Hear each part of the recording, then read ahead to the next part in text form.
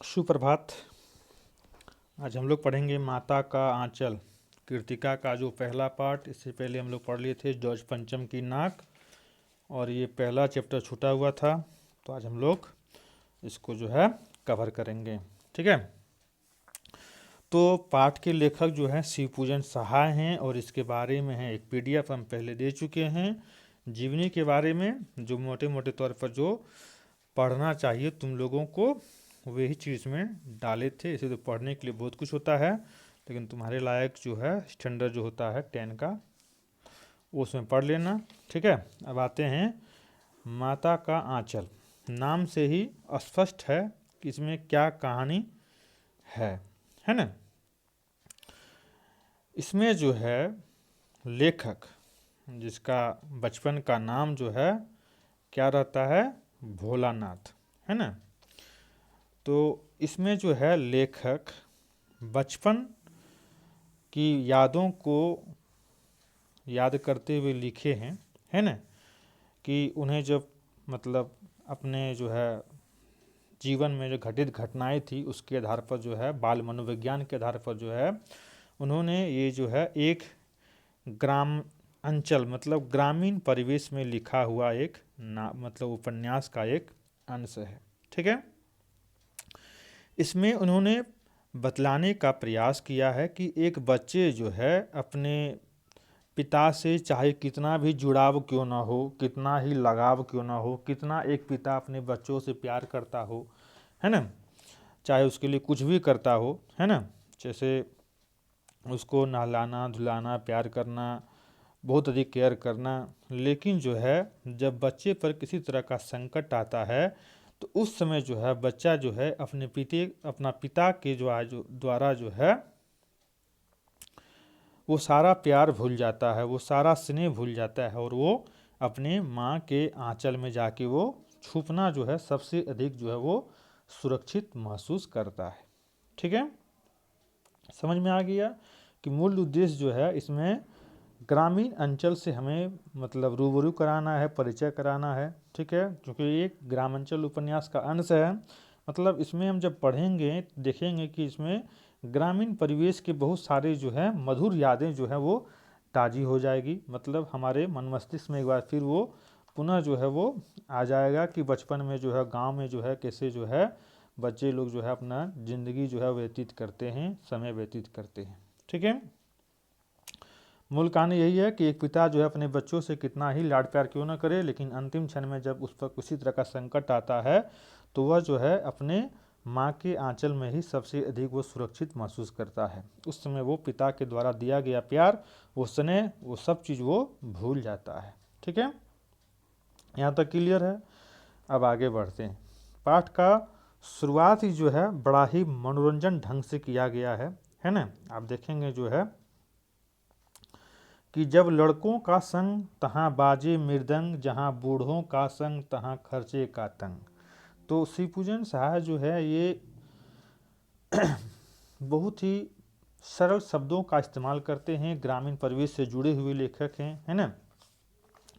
तो इन्होंने जो है अपनी लेखनी में भी जो है वो सारी चीज़ जो है वो देखने को मिलेगी कि जो है उनके शब्द जो है कैसे जो है ग्रामीण अंचल से मिले जुले रहते हैं।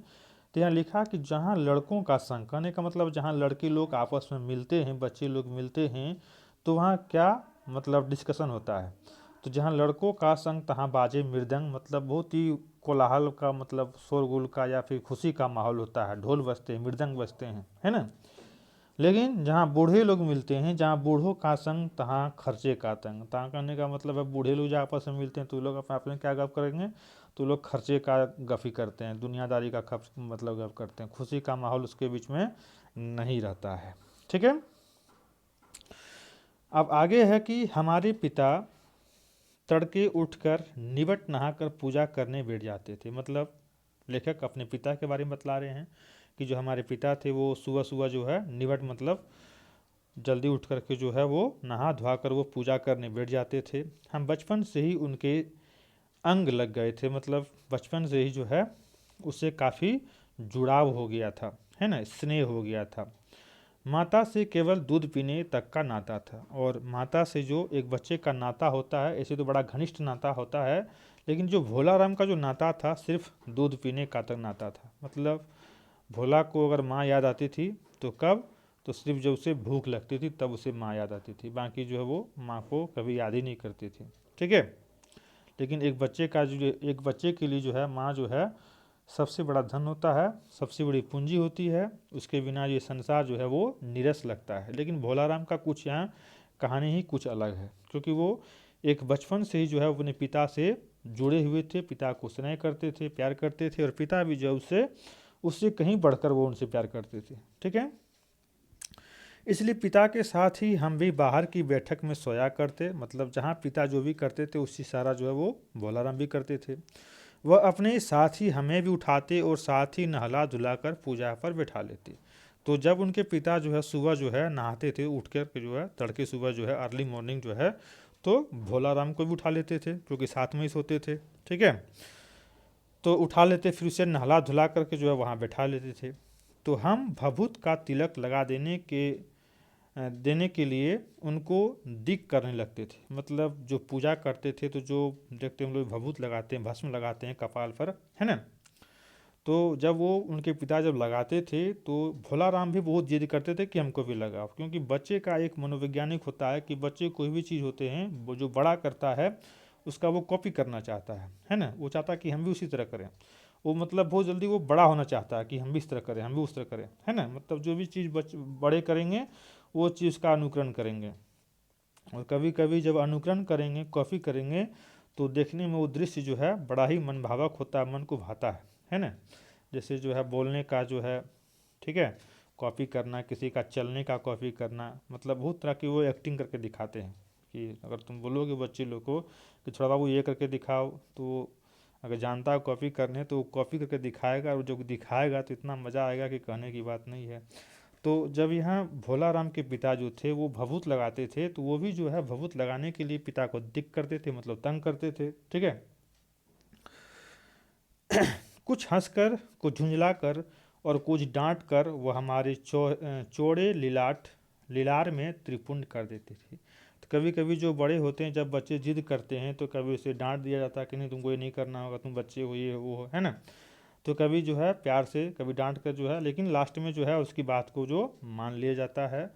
तो भोलाराम के पिता भी वही किए, उसे झुंझला कर जो है, कुछ झुंझला कर कुछ डांट कर जो है, मन नहीं चाहते हुए भी जो है उसे उसके लीलार में, मतलब कपाल जो होते हैं चौड़े लीलार में त्रिपुंड कर देते थे। मतलब त्रिपुंड जो है तीन जो रेखा जो खींचा जाता था। ठीक है। तो हमारे लीलार में भभूत खूब खिलती थी। तो जब वो भभूत लगाते थे तो जो भोला राम था बिल्कुल भोला ही लगता था, मतलब देखने में बहुत ही वो और अधिक वो अच्छा लगने लगता था। तो वो जो लीलार था, जो त्रिपुंड लगाते थे, तो वो बहुत ही अधिक खिलता था, मतलब खिलना मतलब अधिक सुंदर दिखना, है ना।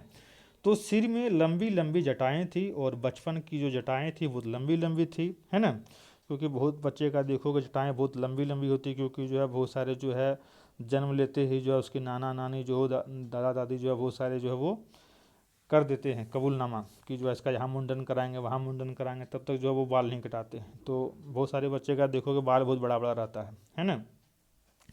और कुछ बच्चे तो पहचान में नहीं आएगी लड़का की लड़की है, मतलब इतनी, मतलब चेहरा में जो है वो मासूमियत झलकता है। तो उसके भी जो है बहुत लंबे लंबे बाल थे, और जब त्रिपुंड लगाते थे ललाट में तो पक्का जो है बम भोला लगता था। ठीक है। भभूत रमाने से हम खासे बम भोला बन जाते थे। पिताजी हमें बड़े प्यार से भोलानाथ कहकर पुकारा करते। तो जब वो त्रिपुंड लगाते थे तो बड़ा मतलब मासूम भोला लगता था, बम भोला लगता, इसलिए इसका नामकरण ही कर दिया भोलानाथ। और बचपन का नाम जो था उनका हो गया भोलानाथ, लेकिन उसका असली नाम जो था वो था तारकेश्वर नाथ। ठीक है। इस तारकेश्वर नाथ हम भी उनको बाबूजी कहकर पुकारा करते, और माता को मैया। और जो लेखक थे जो है अपने पिता को जो है बाबूजी कहकर पुकारा करते थे, और माता को मैया कहकर पुकारा करते थे। जो एक अभी तो लेटेस्ट वर्जन आया है मम्मी पापा, और उससे भी अधिक लेटेस्ट आया है मॉम और डैड। अब पता नहीं इसका लेटेस्ट वर्जन क्या आएगा, तो देखने वाली बात है। लेकिन जो पहले जो थे, है ना, अपने पिता को जो है बाबूजी कहते थे और माता को मैया कहते थे, या बहुत लोग माँ भी कहते हैं, है ना, जो सुनने में ही बड़ा मधुर लगता है माँ शब्द। लेकिन आजकल का जो है लेटेस्ट वर्जन, जो पश्चिमी संस्कृति जो हमारे ऊपर हावी हो रहा है, न केवल खान पान में है बल्कि सब चीज़ों में जो है वो देखने को मिल रहा है। ठीक है, तो हमें जो है अपनी संस्कृति को बचाए रखना है और पश्चिमी संस्कृति को मतलब बहुत कुछ हद तक ही अपने ज़िंदगी में शामिल करना है, नहीं तो पता चलेगा कि हम अपना जो है अस्तित्व ही, हम अपनी पहचान ही भूल चुके हैं। जब कोई अपना पहचान भूल जाता है तो उसका फिर कहीं नाम या कहीं ठौर उसका नहीं होता है। ठीक है, तो आज यहीं रहने देते हैं, इसके आगे फिर हम लोग कल कंटिन्यू करेंगे। Thank you. कहीं दिक्कत हो तो व्हाट्सएप में मैसेज कर देना।